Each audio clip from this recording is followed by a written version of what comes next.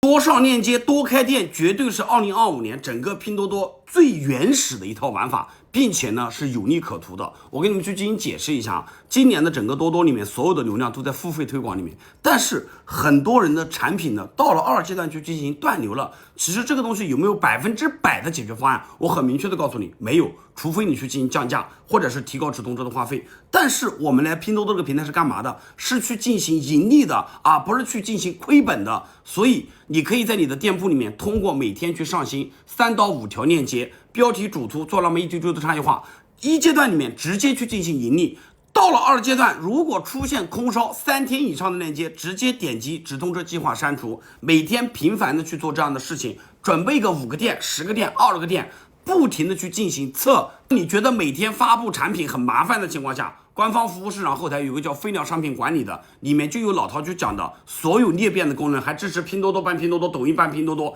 裂变出来的所有的东西都是 AI 的，标题主图详情全部不一样啊！具体的是这样的一个效果，你们可以自己去进行感受一下。切记，今年你刚做多多，以盈利为主才是核心，并不能以订单量为主。